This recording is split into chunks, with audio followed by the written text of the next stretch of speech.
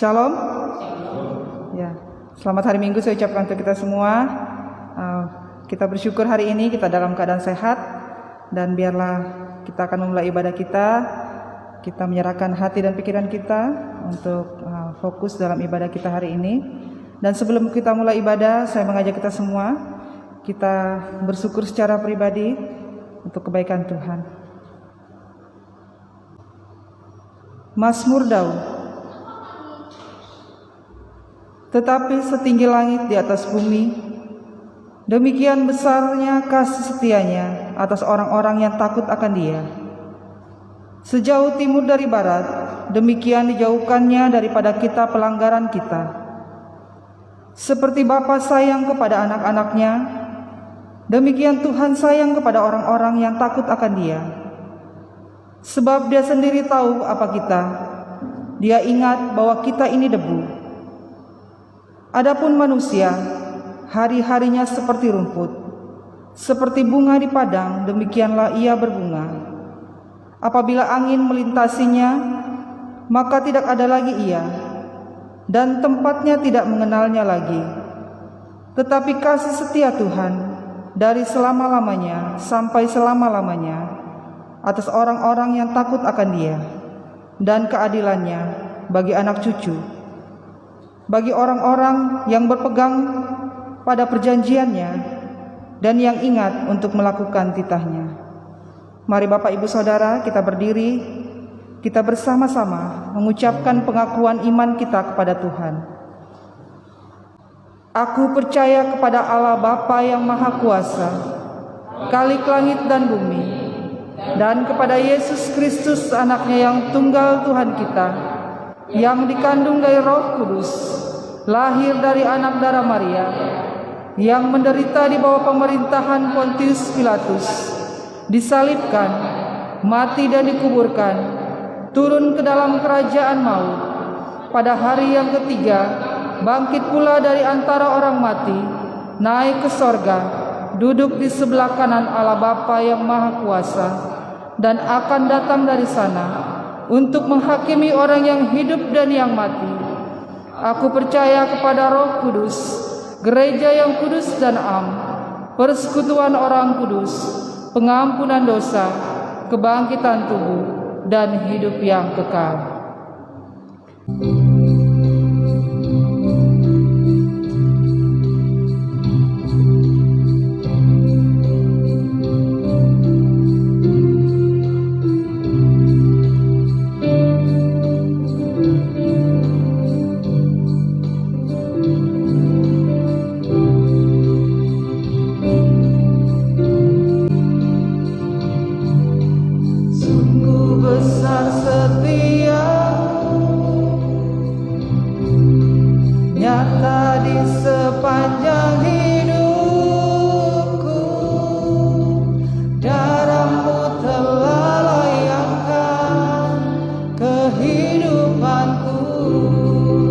Tiada kata yang bisa Tuhan, tiada kata yang bisa lukiskan indahnya Kau Tuhan. Bagimu segala pujian dan kemuliaan. Mari kita katakan, kutinggikan Engkau Tuhan.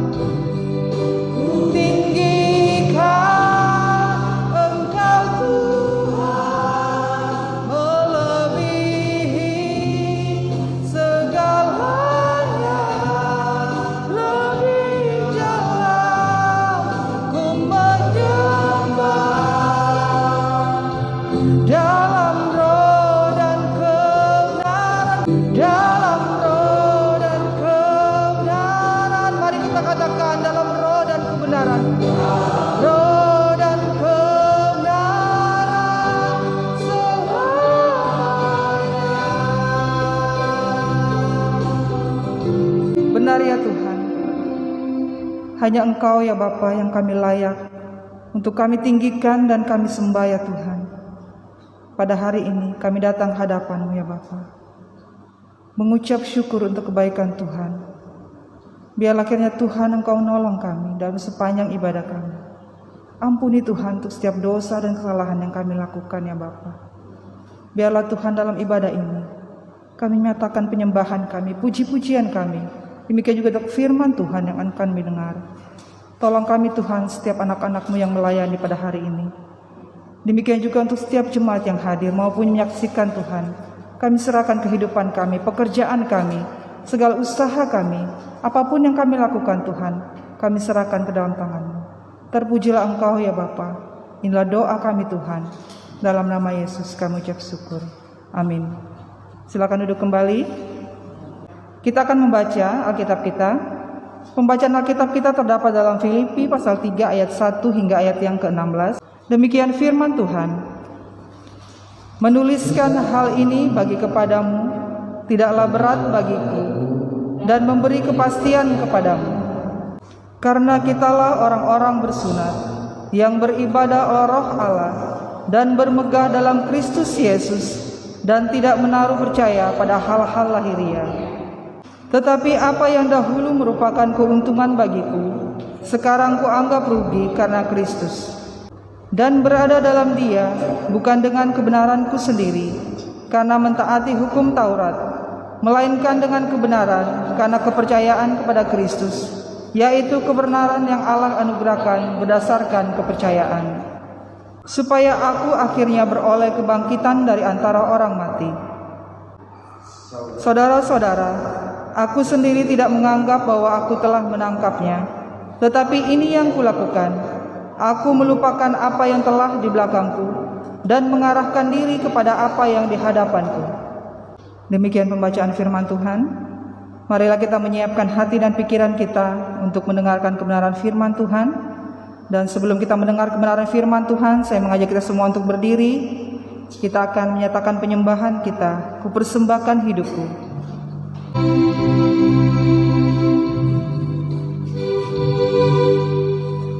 Ini aku, semua milikku, ku serahkan padamu Tuhan. Penyesalan dan kebanggaan, suka dan duka, ku serahkan. Lalu yang akan datang, hasrat dan harapan yang terbayang, masa depan dan rencanaku, semua ku serahkan dalam tangan-Mu.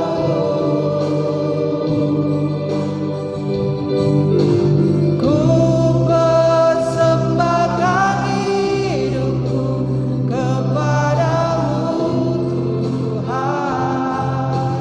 Untuk kemuliaan-Mu, ku berikan hidup ini sebagai persembahan yang berkenan padamu. Kita katakan, ku persembahkan hidupku padamu Tuhan.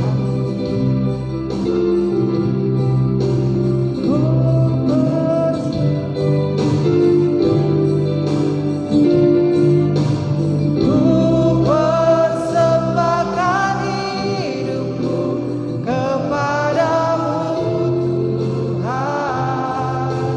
Untuk kemuliaan-Mu, ku berikan hidup ini sebagai persembahan yang berkenan padamu. Ku berikan hidupku, ku berikan hidupku. Katakan kepadamu Tuhan, kepadamu Tuhanku. Engkaulah yang menciptakan kami. Engkau yang telah menetapkan jalan-jalan dalam kehidupan kami. Engkau memberikan kami kehendak, sehingga kami dimampukan untuk boleh menjalani jalan-jalan dalam ketetapan Tuhan. Namun kami sadar, kami terkadang menggunakan kehendak kami untuk membuat jalan kami sendiri, sehingga kami tersesat. Ampuni kami, kasihani kami. Kami bersyukur Engkau tidak pernah meninggalkan kami. Firman-Mu ya dan amin menjadi penuntun, pelita dalam langkah perjalanan hidup kami. Untuk itulah Tuhan, saat ini kami minta tuntunan Allah Roh Kudus, sehingga firman-Mu yang merupakan pelita dalam hidup kami boleh menyinari, menerangi hati dan pikiran kami, sehingga kami disanggupkan melihat terang Tuhan di dalam jalan kehidupan kami. Dalam nama Tuhan Yesus, firman yang hidup. Amin. Silakan duduk. Shalom. Ya, kita bersyukur hari ini kita boleh berada pada minggu pertama di bulan yang ke-11 di tahun 2021. Ya, jadi 2 bulan lagi kita akan memasuki tahun 2022. Sungguh indah jalan-jalan yang Tuhan tetapkan, yang Tuhan tuntun dalam kehidupan kita. Baik, Bapak Saudara, jemaat Tuhan, tema kita hari ini adalah lain dulu, lain sekarang. Ya, ini tema kita ya. Ada lagunya ya. Lain dulu, lain sekarang, hidupku kini di dalam Tuhan.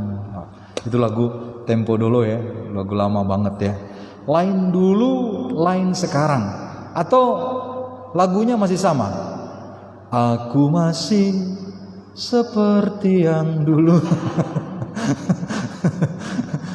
Kan lagu ya, kehidupan kita ya diwarnai dengan lagu-lagu ya. Bagaimana? Apakah kita sekarang masih sama seperti yang dulu?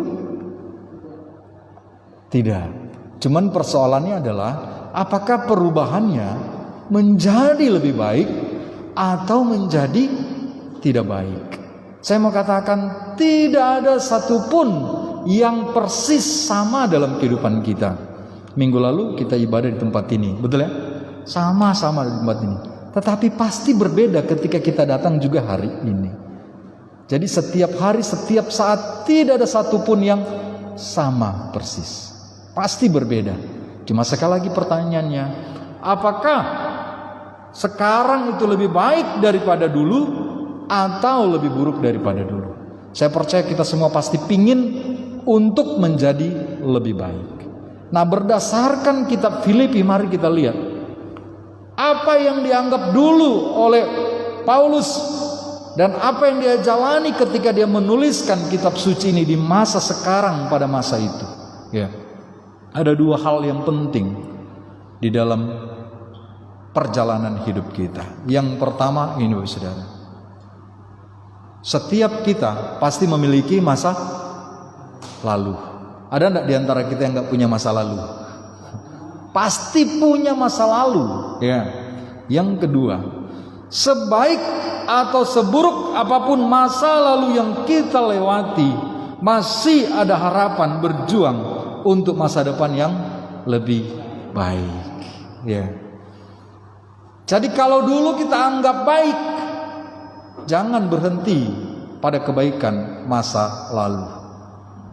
Kita harus terus berjuang supaya bisa mendapati masa depan yang lebih baik. Kalau mungkin masa lalu kita penuh dengan keburukan, masih ada harapan bagi kita untuk berjuang masa sekarang. Untuk apa? Meraih masa depan yang lebih baik lagi. Ya. Makanya Paulus di dalam pengalaman hidupnya, ketika dia mengenang masa lalu yang pada masa itu dia menjalani, dianggap itu sangat baik, betul ya? Kita kadang-kala menjalani masa lalu yang buruk, kita anggap pada waktu itu adalah hal yang baik. Nanti kita anggap buruk ketika apa? Ketika kita sudah melewatinya dan ketika kita mendapatkan sebuah pemahaman yang baru. Sehingga ketika kita mengevaluasi, melihat ke belakang, oh ternyata yang saya lakukan itu dulu buruk. Padahal dulu waktu kita lakukan kita anggap buruk nggak? Enggak. Kita anggap itu baik. Malah kita berjuang terus melakukan keburukan itu karena kita nggak tahu bahwa itu buruk. Sama dengan Paulus. Masa lalunya dia lakukan dengan penuh semangat. Tapi pada akhirnya ayat 7 dan 8 dia bilang apa? Apa yang dahulu merupakan keuntungan bagiku, sekarang kuanggap rugi karena Kristus. Sebelum Paulus mengenal Kristus, ketika dia masih bernama Saulus, dia menganggap apa yang dia lakukan itu merupakan satu keuntungan. Jadi dia terus lakukan. Tapi ketika dia bertemu dengan Kristus, kalau di dalam bagian ini dia bilang ketika dia ditangkap oleh Kristus, dia merasa apa yang dulu dia anggap untung, ternyata itu merupakan kerugian besar. Bahkan dia bilang apa? Segala sesuatu kuanggap rugi karena pengenalan akan Kristus Yesus Tuhanku lebih mulia daripada semuanya. Oleh karena dialah aku telah melepaskan semuanya itu dan menganggapnya sampah, supaya aku memperoleh Kristus. Bapak saudara, kalau apa yang kita baca tadi, apa yang dia katakan? Yang dianggap untung, yang dia banggakan. Lahir sebagai orang Israel, orang Ibrani asli. Apalagi yang dia banggakan dulu, yang dia anggap untung. Oh, dia orang yang berpendidikan, anak didik dari Gamaliel, seorang guru besar. Sebagai penganut agama Yahudi, dia dari golongan orang Farisi, orang-orang yang benar mentaati Taurat Tuhan. Dan dia bilang, aku tidak bercacat di dalam mentaati hukum Taurat. Oh, dia bangga. Bahkan apa? Sebagai pemeluk agama Yahudi, dia benar-benar membela agamanya, sehingga dia menjadi penganiaya jemaat. Kenapa dia menganiaya jemaat? Karena dia menganggap jemaat Tuhan pada waktu itu adalah orang-orang yang sesat, yang menyeleweng dari firman Tuhan, dari Taurat Tuhan. Sehingga dia berusaha untuk membinasakan mereka. Untuk apa? Membunuh mereka. Karena mereka adalah orang-orang yang tidak benar, yang menodai Taurat Tuhan. Sehingga dia berusaha untuk apa? Membunuh mereka. Bahkan ingat, Saulus pada waktu itu mendapat kepercayaan dari mahkamah agama dan dari pemerintahan secara militer juga. Dia punya kuasa untuk apa? Untuk pergi membunuh para pengikut Tuhan pada waktu itu. Dan tidak ada masalah, sah-sah saja. Kalau kita sekarang bunuh orang, kita pasti akan ditangkap. Tetapi Saulus pada waktu itu enggak. Dia punya wewenang, ada surat, silakan kamu bunuh pengikut Tuhan, nggak masalah. Boy, enak ya, Richard dikasih surat kuasa, kamu bisa bunuh siapa saja. Seneng nggak? Senang nggak? Senang itu. Target saya pertama yang di mimbar itu. Gitu ya. Target saya kedua yang tidur setiap malam dengan saya. Bapak saudara, Saulus merasa untung, punya semuanya. Tapi ketika dia bertemu dengan Kristus, dia menganggap keuntungannya masa lalu itu merupakan sampah. Bapak saudara, kebanggaan, kemegahan, kepercayaan masa lalu itu berganti kepastian, kepercayaan, kebanggaan, dan kemegahan masa depan di dalam Kristus Yesus Tuhan. Itulah yang dialami oleh Saulus yang berubah menjadi Paulus. Bapak saudara, saya percaya kita semua punya masa lalu yang terkadang kalau kita ingat, kita ceritakan kepada teman-teman, kepada anak-anak, kadangkala kita nangis, gitu ya. Kadangkala kita nyesel banget, gitu ya. Itu artinya apa?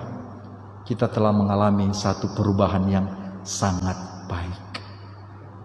Kalau kita masih menceritakan masa lalu kita dengan kebanggaan dan minta orang lain untuk mengikuti masa lalu kita, hati-hati. Ya, hati-hati. Kemungkinan besar kita belum mengalami satu perubahan.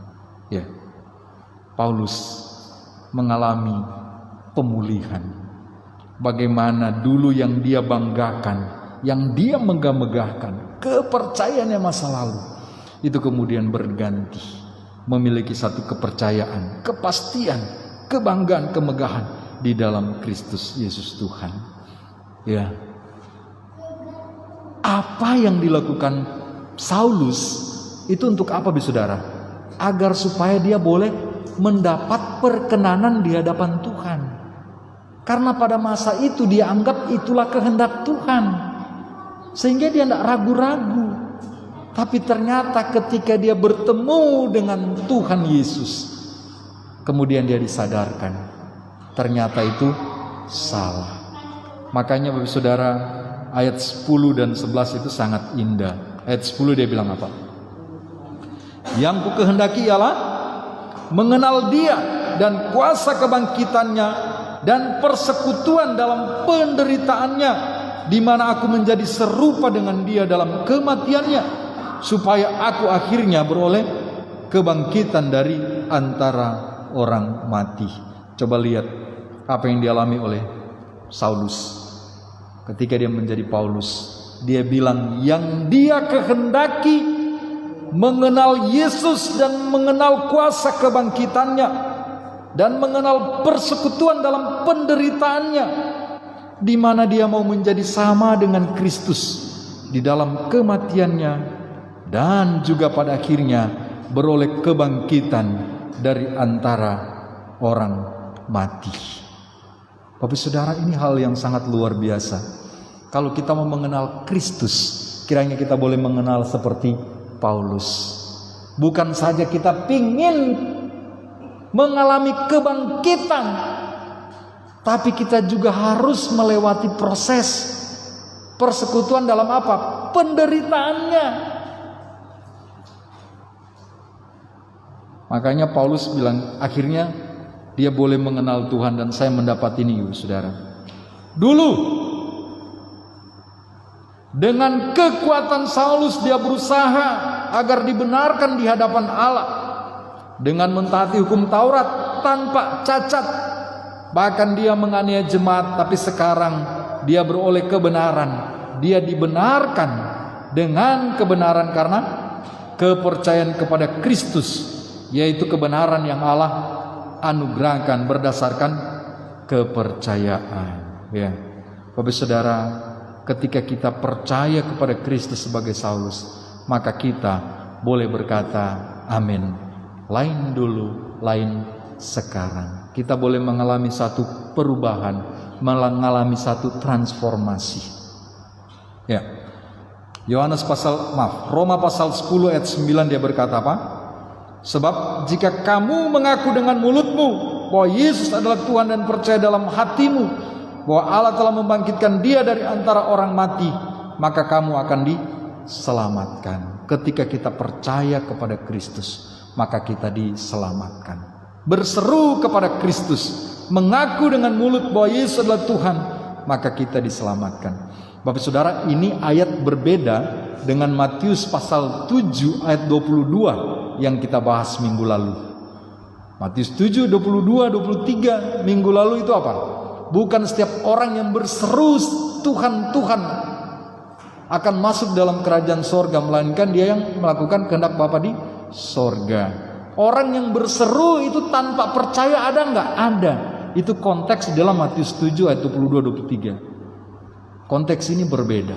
Roma pasal 9 ayat 10 yang mengaku percaya. Artinya apa? Mau hidup mengandalkan Yesus dalam hidupnya, maka dia diselamatkan. Itu janji Tuhan. Ya. Oke, makanya Bapak Saudara, di dalam Kristus hidup menjadi sangat berarti karena kita memiliki tujuan yang jelas dan akhir yang pasti. Amin. Kita punya hidup yang jelas nggak? Tujuan yang jelas nggak hidup ini? Paulus dia bilang apa? Aku melupakan apa yang telah di belakangku dan mengarahkan diri kepada apa yang di hadapanku dan berlari-lari kepada tujuan untuk memperoleh hadiah, yaitu panggilan sorgawi dari Allah dalam Kristus Yesus. sekali lagi Bapak Saudara, di dalam Kristus hidup kita menjadi sangat berarti. Ada arti hidup kita, ya.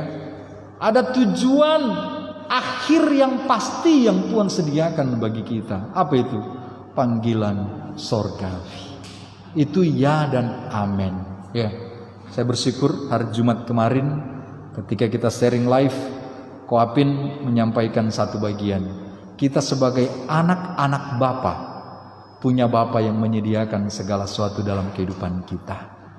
Walaupun kita harus menjalani proses, tapi Bapa tidak pernah meninggalkan kita.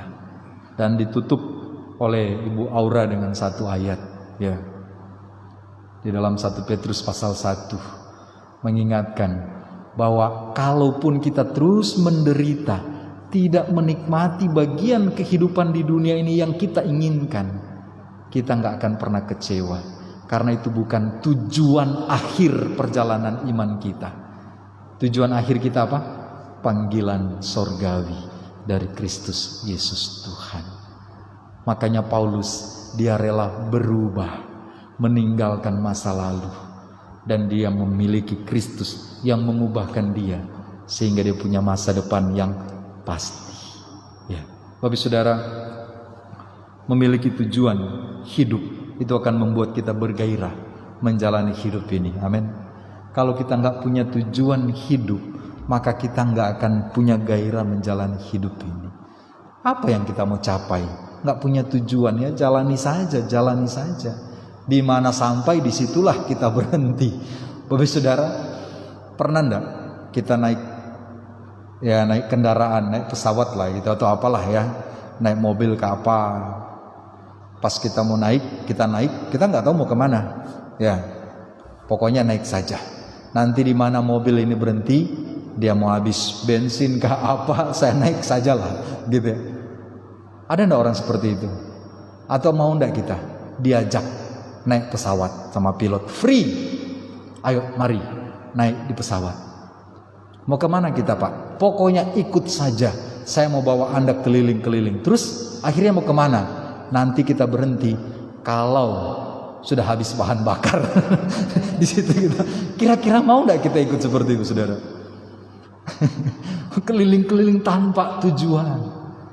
Oh, Bapak Saudara, Kristus memanggil kita dengan satu panggilan tujuan akhir yang jelas. Apa itu? Sorgawi. Di mana itu? Kita nggak tahu. Tapi kita dengan iman berjalan menuju ke sana. Jadi mari Bapak Saudara, hiduplah dengan satu tujuan sehingga membuat kita bergairah menjalani hidup ini. Kalau nggak punya tujuan ya sudah, hidup ya sudah gitu-gitu aja. Makan, habis itu apa? Tidur, bangun, sudah selesai. Tinggal tunggu Tuhan panggil saya, Tuhan. Nggak ada yang kita raih, nggak ada yang kita capai dalam hidup ini. Selesai sudah. Apa artinya hidup demikian? Ya. Oke. Untuk itu firman Tuhan berkata, karena itu marilah kita yang sempurna berpikir demikian. Dan jikalau lain pikiranmu tentang salah satu hal itu akan dinyatakan Allah juga kepadamu. Tetapi baiklah tingkat pengertian yang telah kita capai, kita lanjutkan menurut jalan yang telah kita tempuh. Bapak Saudara, artinya apa? Di dalam Kristus kita memiliki satu kepastian, di mana ada penyertaan Kristus, penyertaan Allah dalam setiap tingkat pengertian iman kita. Ya. Jadi jangan pernah takut, jalani saja kehidupan kita. Amin. Tapi ingat, ya, di dalam perjalanan hidup kita kalau kita salah, kita kembali ke sini, ya. Kalau pikiran kita salah, hal itu akan Tuhan nyatakan kepada kita. Nah, persoalannya kalau itu dinyatakan kepada kita salah, apa yang harus kita lakukan? Jangan keraskan hatimu. Kalau sudah dikasih tahu salah, berubah. Kalau kita masih terus memegang apa yang Tuhan sudah bilang itu salah, sudah nyatakan, maka tidak ada harapan bagi kita. Ya. Ayat 16 luar biasa. Baiklah, tingkat pengertian yang telah kita capai, kita lanjutkan menurut jalan yang telah kita tempuh. Masing-masing kita punya tingkat pertumbuhan iman yang berbeda. Makanya firman Tuhan menasihatkan kita, lanjutkan tingkat pengertian kita. Dan ingat, Tuhan akan menyatakan kalau ada sesuatu yang salah di dalam perjalanan pertumbuhan iman kita. Makanya kalau ada salah, diingatkan oleh firman Tuhan, lembutkan hatimu, jangan keraskan hatimu. Amin. Bapak Saudara, pemulihan identitas diri. Ini merupakan topik kita sepanjang bulan ini. Identitas di dalam Kristus. Siapa kita di dalam Kristus? Ya, bulan lalu kita sudah berbicara bagaimana kita menanam, menyiram, dan bertumbuh menghasilkan buah. Dan minggu terakhir kemarin kita sudah berbicara tentang menghasilkan buah yang baik. Kenapa kita bisa menghasilkan buah yang baik? Karena kita menempel pada pokok yang benar. Nah, sekarang minggu ini kita akan berbicara penuh tentang identitas diri di dalam Kristus. Siapa kita dalam Kristus? Hari ini saya awali dengan lain dulu, lain sekarang. Dulu sebagaimana Paulus, dia menganggap kebanggaan masa lalunya dengan segala kesenangan, tapi ketika dia mengenal Kristus, dia anggap itu sampah. Ya. Kalau kita mau mengalami pemulihan identitas diri, maka belajar dari keteladanan Paulus. Dulu dia penganiaya, sekarang dia rela dianiaya, bahkan dia mati dalam penganiayaan. Dulu dia bangga dengan hal lahiriah, sekarang tidak lagi. Dia bangga dengan hal-hal rohani. Dulu dia berjuang melakukan Taurat Tuhan tanpa kepastian. Akhir hidupnya dia nggak tahu. Ya, moga-moga kalau saya meninggal mati beroleh sorga. Mudah-mudahan. Ya, orang lain bilang apa? Hah? Ya, itulah itu. Nah, kalau kita sebagaimana dengan Paulus, tidak. Kita punya kepastian, yakin kalau sekarang dipanggil oleh Tuhan, maka kita akan beroleh sorgawi. Itu bukan saya, tapi karena apa? Firman Tuhan yang menyatakannya. Amin. Ya. Bagaimana kita mengalami pemulihan identitas? Kita harus menyadari dan melepaskan atau melupakan identitas yang lama. Menyadari, melepaskan, melupakan bukan kita menjadi amnesia dan kita nggak punya masa lalu lagi, tidak. Tapi artinya apa? Tidak mengandalkannya lagi, bahkan menganggapnya sampah. Ya, seperti apa? Kalau kita ada masalah, dulu suka kelahi, ya, Adrianus suka kelahi dulu, cak. Sekarang sudah bertobat. Ketika orang lain sentuh dia, apa yang harus dilakukan? Untung saya sudah bertobat. Kalau belum, tak hajar. Bukan begitu. Itu artinya apa? Engkau masih ingat masa lalumu dan engkau ingin gunakan. Seolah-olah engkau menyesal engkau sudah bertobat. Betul nggak? Syukur saya sudah bertobat. Jangan. Apa yang harus lakukan? Ketika orang senggol kita kata, puji Tuhan, saya mengampuni engkau, mengasihi engkau. Bukan bilang, syukur saya sudah bertobat. Kalau belum, itu artinya engkau menyesal kalau sudah bertobat. Jadi jangan. Kita sedang membanggakan masa lalu. Ya. Jadi yang lalu biarlah berlalu. Ya. Dulu mungkin kita beringas, sekarang seperti Paulus, enggak lagi seperti itu. Ada perubahan, enggak menyesali. Jangan menjadi jawaban persoalan sekarang dengan menggunakan jawaban masa lalu, jangan. Tapi gunakan persoalan yang kita hadapi sekarang dengan apa? Dengan identitas kita sebagai anak-anak Allah. Percaya, menerima, dan mengenakan identitas baru sebagai anak Allah. Bapak Saudara, ingatlah, kalau kita mau mengalami sesuatu yang baru, kita harus melepaskan yang lama dan mengenakan yang baru. Kita nggak akan mungkin bisa benar-benar terlepas dari masa lalu kalau kita terus mengenakan masa lalu tanpa melepaskannya dan mau pakai yang baru. Ya, jangan. Pakai yang baru. Oke. Ayat terakhir untuk kita Roma 8 ayat 15. Mari kita baca bersama, demikian firman Tuhan. 3. Sebab kamu tidak menerima roh perbudakan yang membuat kamu menjadi takut lagi, tetapi kamu telah menerima roh yang menjadikan kamu anak Allah.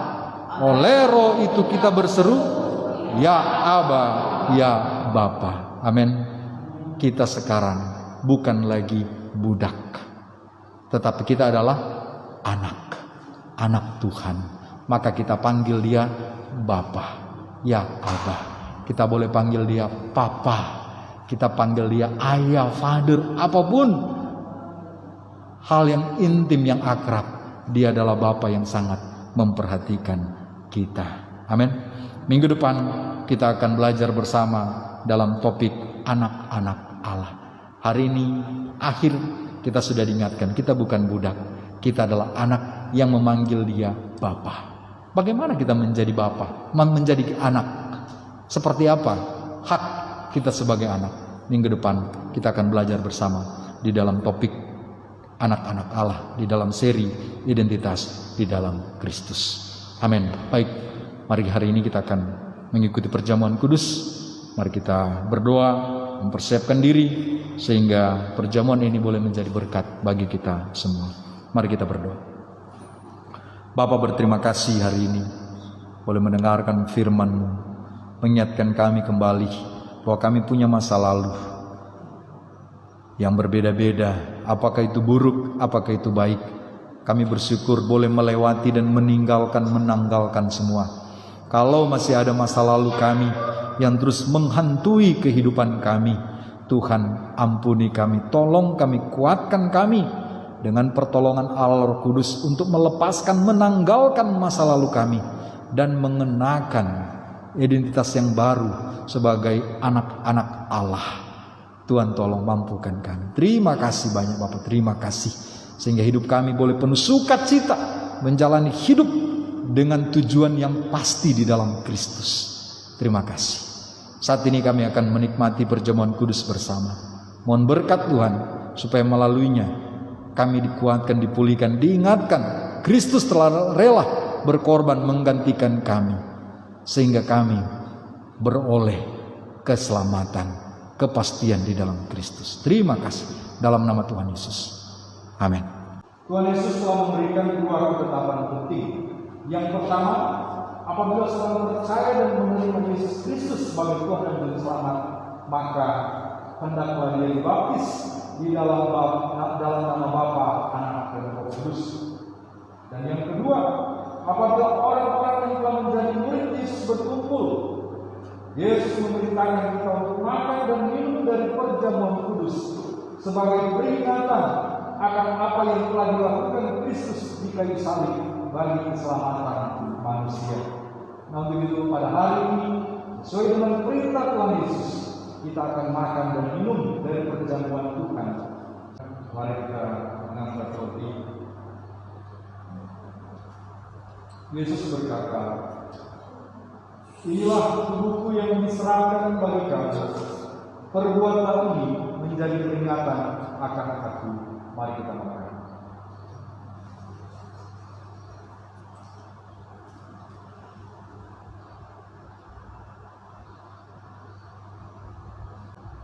Mari kita mengangkat cawan. Tuhan Yesus berkata, cawan ini adalah perjanjian baru yang dimeteraikan oleh darah. Perbuatlah ini setiap kali kamu meminumnya menjadi peringatan akan aku. Mari kita minum.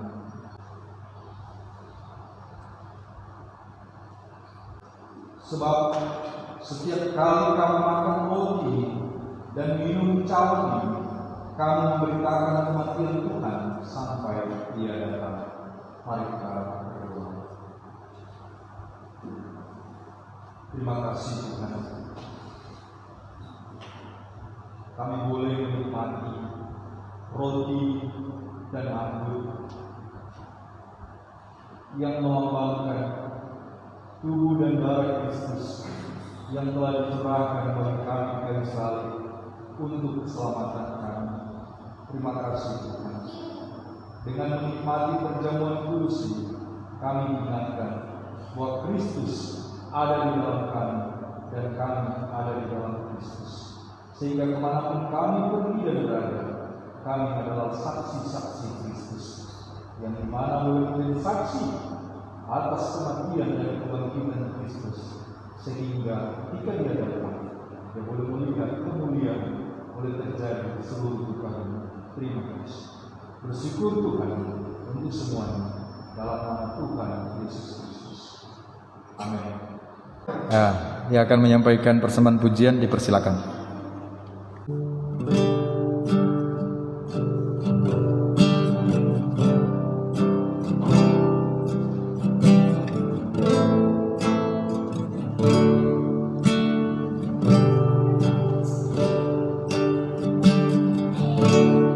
Penuhi hatiku dengan hadir-Mu,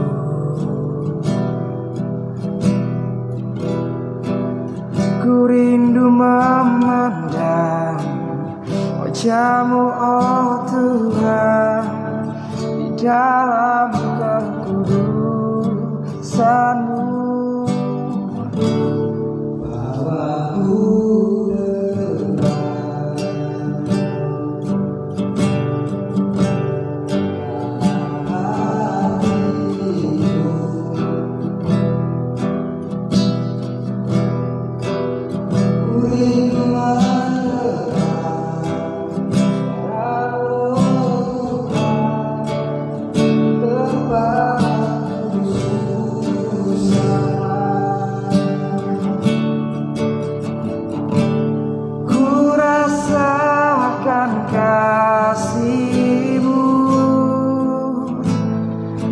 Dan indahnya kekudusan-Mu, penuhi dengan kasih-Mu, diam di hadirat-Mu, ku mengangkat tanganku dan ku bersyukur menyembah-Mu, penuhi dengan kasih-Mu, diam di hadirat-Mu.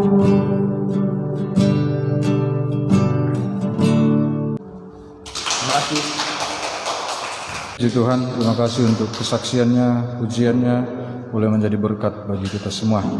Baik, warta gereja, pertama-tama saya ucapkan terima kasih untuk kehadiran Bapak Saudara yang melayani hari ini. Terima kasih Ibu Aura, Singer, Saudara Adri dan Richard, ya, Ibu Lasma, terima kasih, Ibu Lydia, Ibu Elis, Koapin, Gio, terima kasih, Aldrik, terima kasih ya. Pierre, Parley, terima kasih. Valdo, Tuhan berkati kita semua. Oke, sama-sama. Oke, minggu depan. Terima kasih juga bagi Bapak Saudara jemaat Tuhan yang boleh mengikuti ibadah bersama-sama melalui Facebook yang ada. Tuhan Yesus memberkati kita semua. Minggu depan sharing live hari Jumat ya di tempat ini, dan hari Rabu malam kami mengundang Bapak Saudara untuk hadir bersama-sama jam 6 sore ya, 6 sore di tempat ini untuk acara syukuran. Oke, perayaan Natal kita tanggal 12 Desember ya, 12 Desember setengah 7 hingga setengah 9 malam ya. Untuk itu hal-hal teknis nanti boleh dibicarakan ibu-ibu ya, nanti dalam pelaksanaan nanti. Yang berikut sebagaimana yang kita bicarakan waktu sharing live di tempat Ibu Lydia ya, dan beberapa waktu yang lalu juga tentang pelayanan ke suku anak dalam ya. Jadi Sampai pada Desember kita akan mengumpulkan sumbangan, baik dana untuk seragam sekolah ataupun barang layak pakai, ya, boleh dikumpulkan di gereja. Kita akan atur, nanti kemudian kita akan serahkan ke anak suku dalam, ya, untuk itu. Ya, apapun itu, barang yang layak pakai bisa kita sumbangkan ke sana. Nanti untuk teknisnya nanti kita akan bicarakan, ya. Oke, demikian untuk warta gereja. Untuk pelayanan khusus, doa dan lain-lain, konseling, boleh menghubungi saya dan kita akan berdoa. Dan yang terakhir, laporan keuangan, ya, pada bulan Oktober sampai di awal November, ya, ini ada pengeluaran. Ada beberapa yang saya sudah sempat kirimkan, ya, laporan keuangannya. Nanti silakan dikoreksi jika ada perbedaan, ya. Kalau ada kekeliruan nama dan nominal, boleh hubungi kami. Akhir dari saldo kita demikian pada tahun ini, ya. Kiranya Tuhan menolong kita, memberkati kita, sehingga dalam segala usaha pekerjaan kita boleh terus menikmati berkat Tuhan dan menjadi berkat bagi orang lain. Mari kita berdiri. Kita akan mengakhiri seluruh rangkaian ibadah kita. Kita berdoa. Bapa, kami berterima kasih untuk penyertaan-Mu dalam kehidupan kami. Kami ada semua karena anugerah Tuhan, menikmati berkat Tuhan yang melimpah dalam kehidupan kami. Terima kasih Tuhan, terima kasih. Sebentar kami akan berpisah dari tempat ini, kembali ke tempat kami masing-masing melanjutkan aktivitas kami. Tolong kami, sertai kami, supaya kami boleh melakukan hal-hal yang baik di dalam takut akan Tuhan, sehingga kami boleh menikmati berkat dan menjadi berkat bagi orang lain. Apapun yang kami gumulkan saat ini, baik pribadi, keluarga, pekerjaan, anak-anak, orang tua, apapun itu Tuhan, tolong kami, mampukan kami, mengingatkan kami bahwa kami adalah anak Tuhan. Hanya kepada Bapa di sorga lah kami meminta, dan kami akan mendapatkan jawaban Tuhan. Terima kasih, terima kasih Tuhan. Jemaat Tuhan, arahkanlah hatimu dan terimalah berkat Tuhan. Tuhan memberkati dan melindungimu. Tuhan menyinarimu dengan wajahnya dan memberimu kasih karunia. Tuhan menghadapkan wajahnya kepadamu dan memberimu damai sejahtera. Diberkati engkau di dalam tugas pekerjaan pelayanan yang kau kerjakan untuk memuliakan Tuhan. Diberkati engkau dalam kehidupan rumah tangga. Diberkati engkau dimanapun engkau pergi dan berada, sehingga nama Tuhan diagungkan dan dimuliakan.